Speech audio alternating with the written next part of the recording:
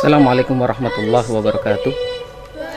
Innal hamdalillah nahmaduhu ta'ala wa nasta'inuhu wa nastaghfiruh wa na'udzu billahi min syururi anfusina wa sayyiati a'malina man yahdihillahu fala mudhillalah wa man yudlil fala hadiyalah wa asyhadu an la ilaha illallah wahdahu la syarikalah wa asyhadu anna Muhammadan abduhu wa rasuluh la nabiyya ba'dah. Ya ayyuhalladzina amanu taqullaha haqqa tuqatih wa la tamutunna illa wa antum muslimun.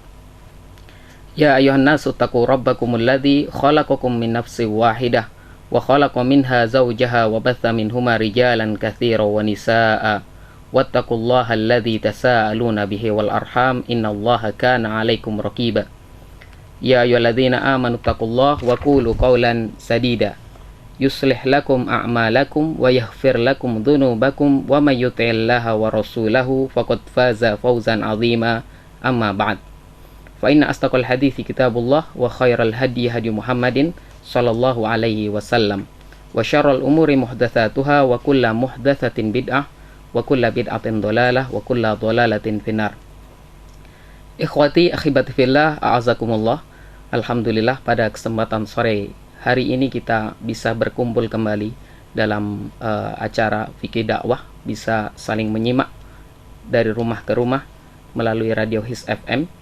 Dan alhamdulillah pada kesempatan yang lalu kita sudah membahas mengenai al-hikmah berkenaan dengan pentingnya sebuah hikmah, yang mana macam-macam hikmah sudah kita jelaskan berkenaan dengan pentingnya hikmah tersebut, ya. Pengertian apa saja hikmah sudah dijelaskan, dan di akhir kemarin kita menjelaskan bahwasanya hikmah itu bukan hanya perkataan lemah lembut saja, sebagaimana berkata syair mengenai Rasul kita, Nabi kita, tauladan kita, uswah kita yang mulia, yaitu Nabi Muhammad SAW, di mana syair itu mengatakan da'al Mustafa dahron bi Makkah lam yujab wa qad lana minhu janibu wa khitab falamma da'a was-sayfu saltun bi kaffihi lahu aslamu wastaslamu wa anabu. Nabi al-Mustafa, ya, Nabi Muhammad yang terpilih, menyeru beberapa tahun di Mekah, walam yujab, akan tetapi seruannya ini tidak disambut, tidak dijawab. Wa qatlana minhu janibun wa khitab, padahal beliau sudah lemah lembut di dalam sikapnya dan tutur katanya.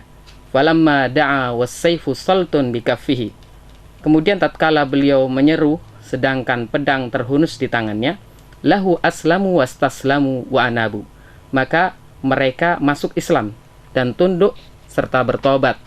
Iwafillah rahimakumullah. Dari perkataan syair yang sangat indah sekali, ya, penulis kitab Ad-Da'iyah Najih menyebutkan bahwasanya shadaqa hadzal qail, sungguh benar apa yang dikatakan oleh syair ini. Faqad qala qawlan shadiqan mutabiqan lil haq, dia telah mengatakan perkataan yang benar yang memang bisa diterapkan dalam kebenaran. Walihada qala Nabi sallallahu alaihi wasallam inna minasyairi hikmah, sesungguhnya dari syair juga ada hikmah. Jadi ikhwafillah rahimakumullah, mengenai hikmah itu bukan saja berkata lemah lembut, bukan saja berkata tutur kata sikap yang lembut, yang lemah, akan tetapi hikmah juga bisa berlaku dengan pedang, hikmah juga bisa berlaku dengan kekuatan, artinya sesuai dengan kondisi dan kepada siapa kita berdakwah.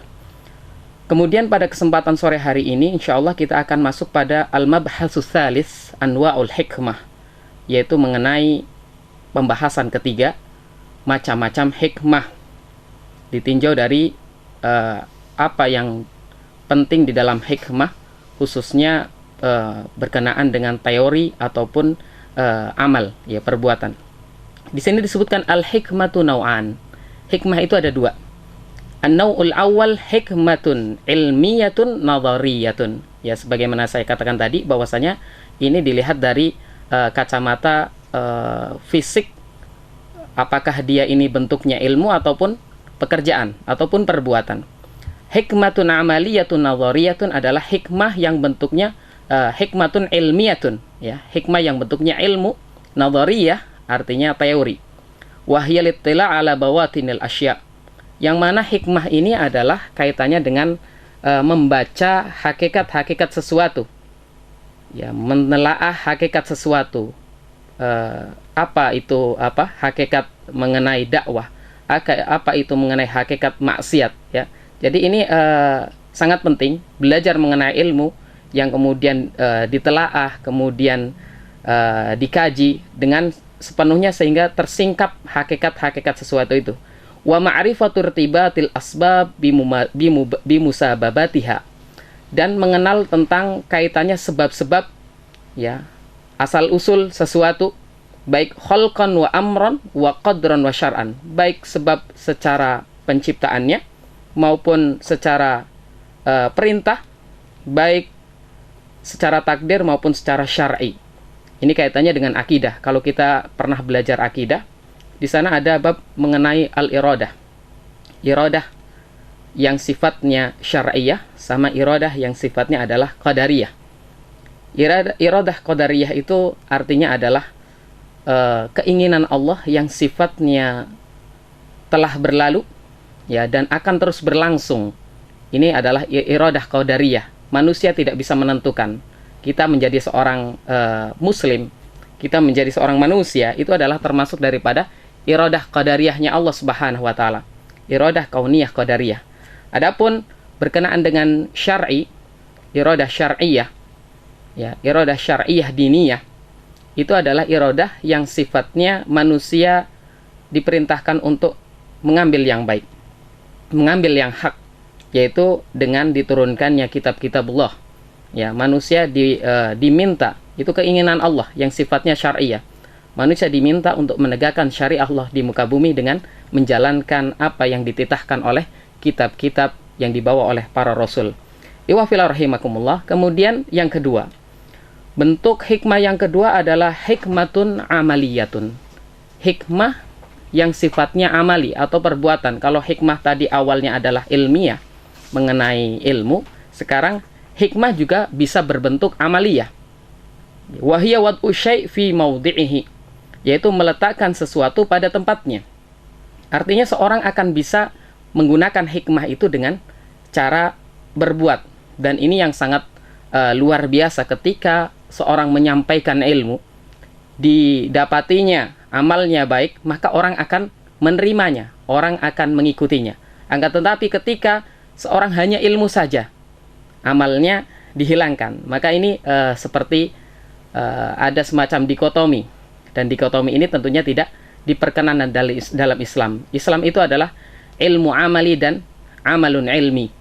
Jadi ilmu yang kemudian diikuti dengan amal, serta amal yang didasari dengan ilmu. Itulah Islam. Maka hikmah yang kedua ini adalah hikmah amaliyah, hikmah yang sifatnya perbuatan manusia. Iwafillah rahimakumullah, fal hikmatun nadhariyatu marja'uha ilal ilmi wal idrak, wal hikmatul amaliyatu marja'uha ila fi'lil adli was shawab. Hikmah nadhariyah, hikmah yang sifatnya ilmu tadi atau teori, itu kembalinya kepada ilmu, kepada pengetahuan. Adapun hikmah amaliyah itu kembalinya kepada perbuatan keadilan dan shawab, ya, kebenaran. Jadi seorang yang adil, seorang yang benar, maka berarti dia telah melaksanakan sebuah hikmah, yaitu hikmah amaliyah. Wala yumkinul khurujul hikmati ala hadzainil ma'naini. Dan tidak mungkin berkenaan dengan hikmah itu keluar dari dua makna tadi. Hikmah yang sifatnya amaliyah dan hikmah yang sifatnya ilmiah. Atau dibalik, ilmiah dan hikmah amaliyah. Li'anna kamalal insan fi amraini. Karena kesempurnaan manusia itu pada dua hikmah tadi. An ya'rifal haqqa li dzatihi wa an ya'mala bihi, wa hadza huwal ilmu nafi' wal 'amalus shalih. Yaitu apa? Mengetahui kebenaran secara hakikatnya, secara zatnya, dan beramal dengannya. Contoh, kita mengetahui sholat, maka sholat itu seperti apa? Mengetahui rukunnya, syaratnya, sunnahnya, pembatalnya, afdoliyahnya, keutamaannya. Kemudian setelah itu tahu semua daripada hakikat sholat, dia mengamalkan sholat tersebut. mengamalkan apa yang dimaksud dengan sholat, datang tepat pada waktunya, tumaknina, mengerjakan sesuai dengan tuntunan Rasulullah. Dan inilah yang disebut dengan ilmu nafi, ilmu yang bermanfaat, wal amalu soleh, amal yang soleh. Karena amal soleh itu adalah amal yang didasari atas dasar ilmu atau atas dasar dalil-dalil syar'i.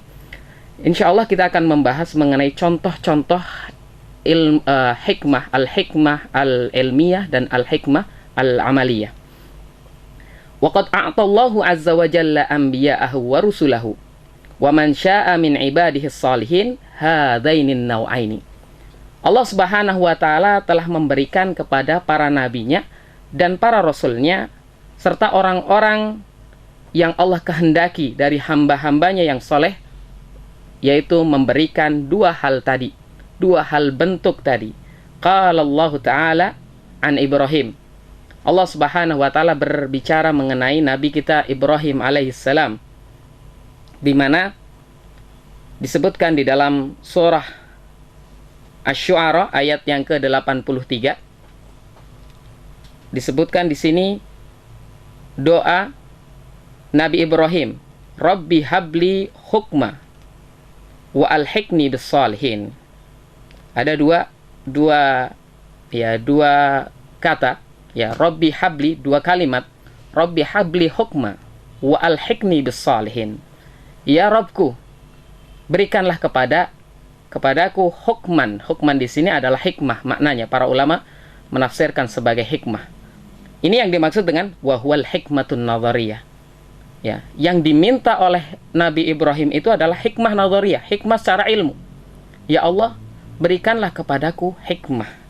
Wa alhiqni bis sholihin. Kemudian masukkanlah aku ke dalam golongan orang-orang yang soleh. Dan ini hikmah amaliyah. Karena orang-orang yang soleh tentunya mengerjakan amal-amal soleh. Dan ini adalah termasuk daripada hikmah amaliyah, hikmah yang sifatnya amali, pekerjaan, perbuatan, aplikasi, ya, semacam, ya, orang hanya sekedar berilmu saja tidak cukup, maka doa Nabi Ibrahim juga bersama orang-orang yang mengerjakan ilmu itu, yaitu orang-orang soleh. Rabbi habli hukma wa alhiqni bis sholihin.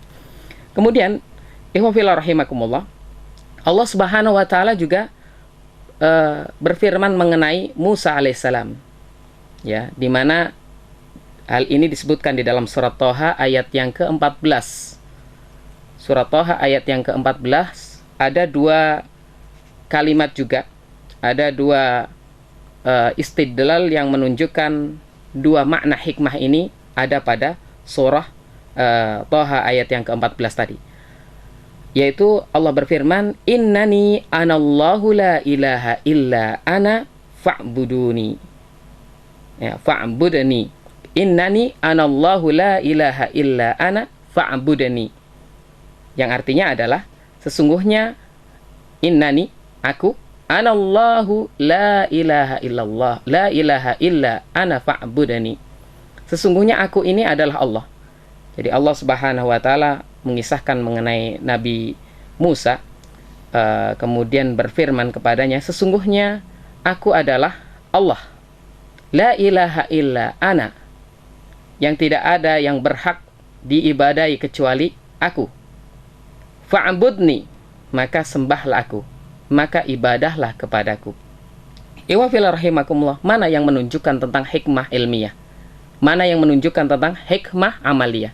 Yang menunjukkan hikmah ilmiah itu adalah kalimat innani anallahu la ilaha illa ana. Ini ilmu. Ini ilmu.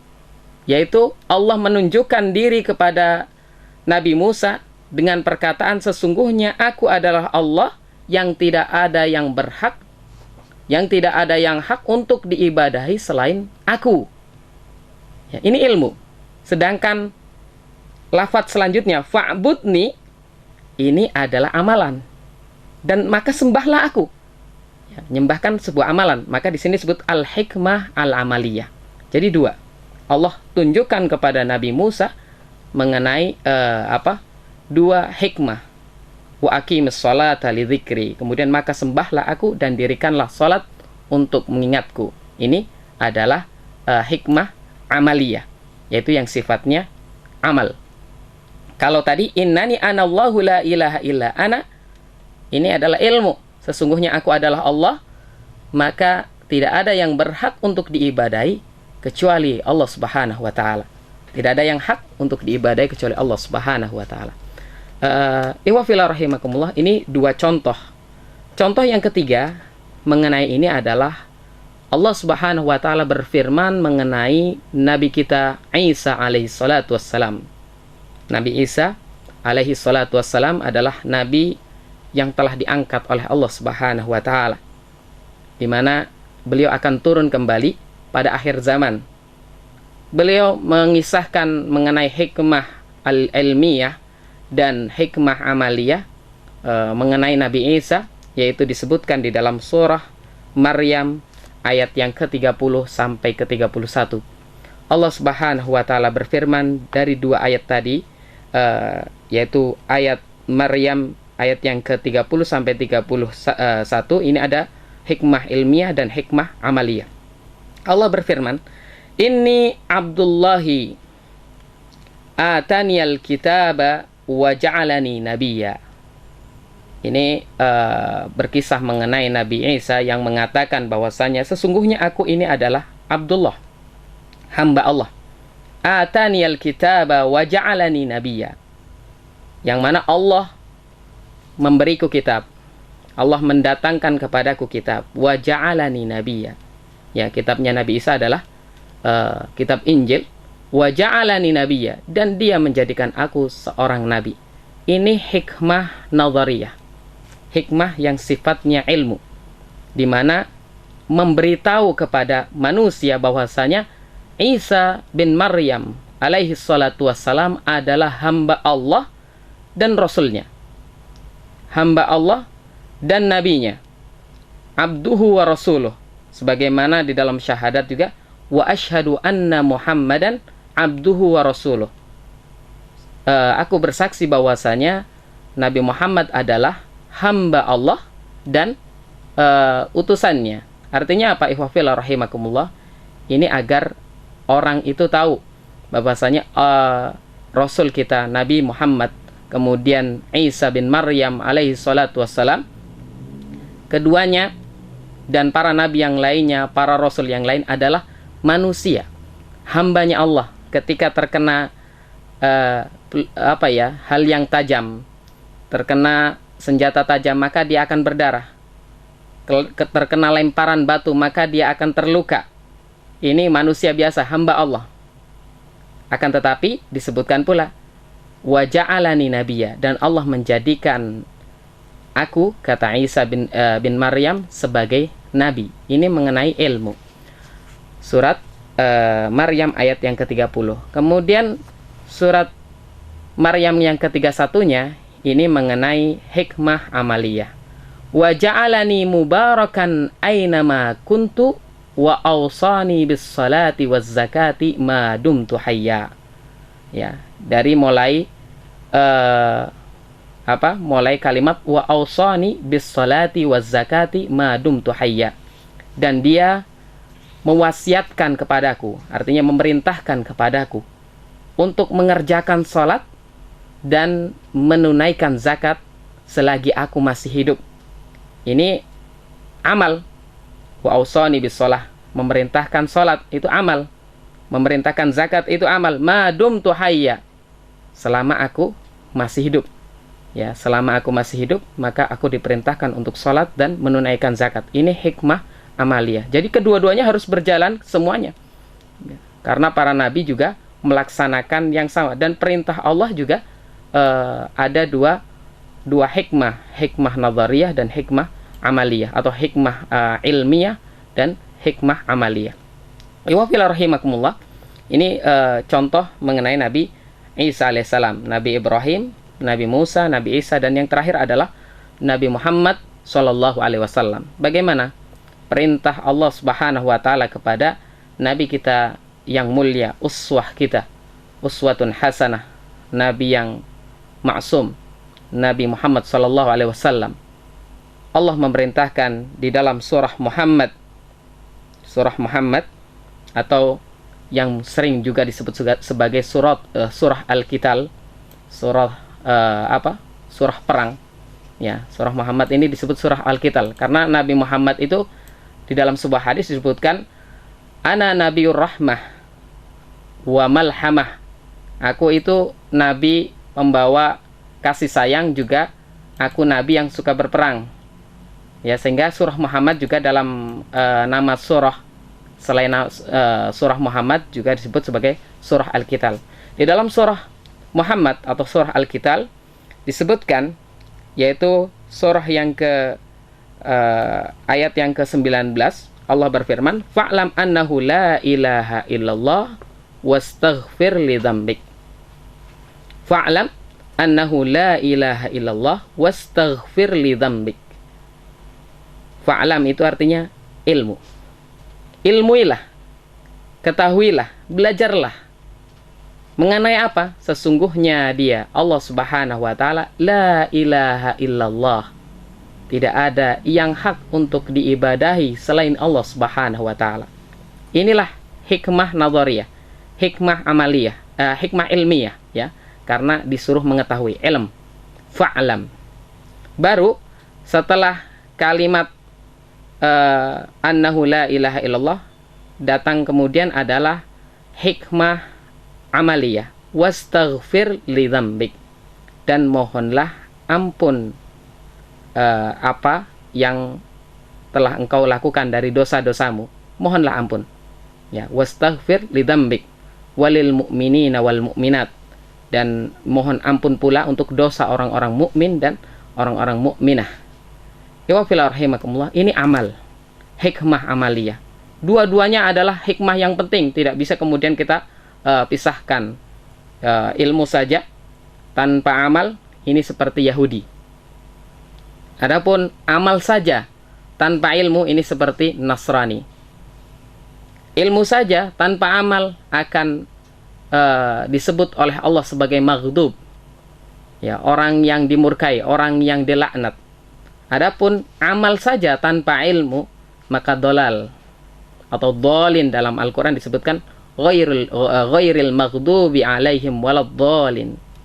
Tunjukilah aku jalan yang lurus, kemudian berikutnya yaitu jalan yang diberikan Allah kenikmatan, jalannya para nabi, para syuhada wassalihin, para sadiqin, ya, syuhada wassalihin. Kemudian bukan jalan ghairil maghdub, bukan jalan orang-orang yang terlaknat, yaitu orang-orang Yahudi yang dimurkai, yang punya ilmu tapi tidak mau mengamalkan. Tidak pula jalan orang-orang yang tersesat, dhalin, mereka beramal tanpa ilmu. Tetapi siratal mustaqim, tunjukilah jalan yang lurus, maksudnya tunjukilah jalan Islam. Artinya Islam itu memadukan antara ilmu dan amal. Kemudian ikhwafillah rahimakumullah, Allah juga memerintahkan kepada para nabinya dengan berkenaan dengan hikmah nadhariyah dan hikmah amaliyah. Ya, Allah menjelaskan mengenai para nabinya. Wa qala fi jami'il anbiya, Allah berfirman mengenai seluruh para nabi di dalam surah An-Nahl ayat yang kedua.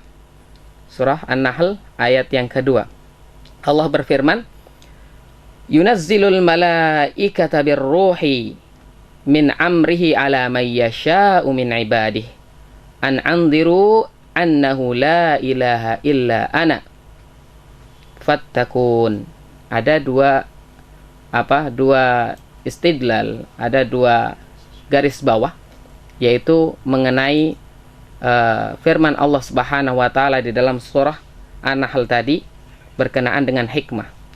Yunazzilul malaikata birruhi min amrihi ala may yasha'u min ibadihi an anziru annahu la ilaha illa ana. Dan dia menurunkan roh dan para malaikat. Ya, ruh ini di sini yang dimaksud di sini adalah dia menurunkan para malaikat dengan membawa wahyu, birruh, ya, adalah wahyu. Min amrihi, yang diperintahkan Allah Subhanahu wa taala, min amrihi, dari perintahnya, dengan perintahnya, ala may yasha'u min ibadih, kepada siapa yang Allah kehendaki dari hamba-hambanya, an andiru annahu la ilaha illa ana, ya, di mana perintahnya adalah agar memberi peringatan, ya, memberi peringatan. Peringatkanlah olehmu sekalian, ya, bahwasanya tidak ada yang hak untuk diibadai kecuali aku. Ya, ini ilmu, yaitu hikmah nadhariyah atau hikmah ilmiah yang menyatakan bahwasanya para malaikat itu membawa wahyu, ya, membawa wahyu, kemudian wahyu tersebut ada perintahnya, kemudian perintahnya ini disampaikan kepada hamba-hambanya yaitu para rasul, ya, dan jenis perintahnya adalah agar memberi peringatan kepada manusia bahwasanya tidak ada yang berhak diibadai kecuali aku, yaitu Allah Subhanahu wa taala. Ini ilmu agar kita belajar mengenai bagaimana turunnya Al-Qur'an, bagaimana malaikat itu, bagaimana wahyu itu, bagaimana hamba-hamba yang dikehendaki Allah yang diberikan kitab yaitu para rasul, bagaimana tauhid la ilaha illa ana ini, ya, tidak ada yang berhak diibadai kecuali aku, kata Allah Subhanahu wa taala.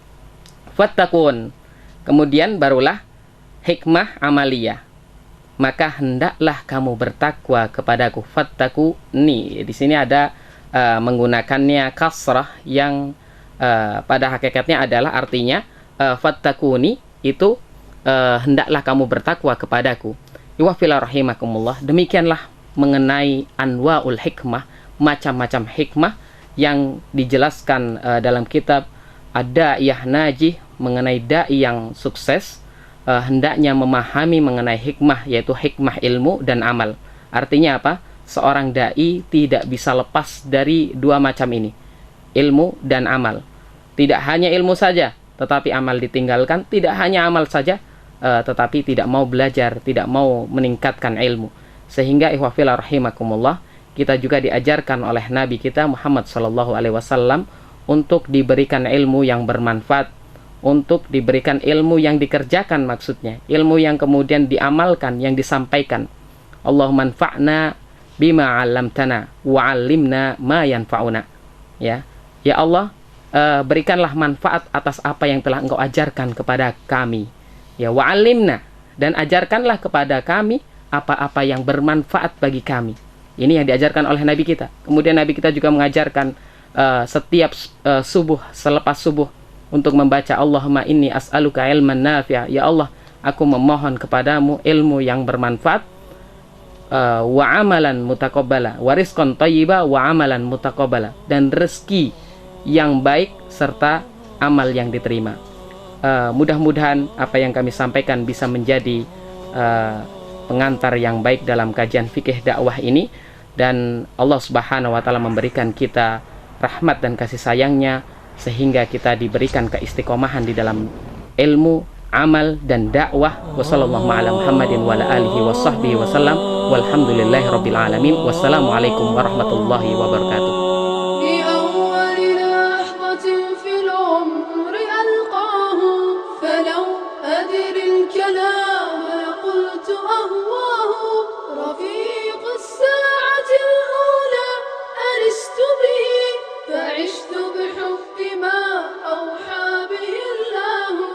وسابقت الأحبة في تلاوته وأنعم حين ألقى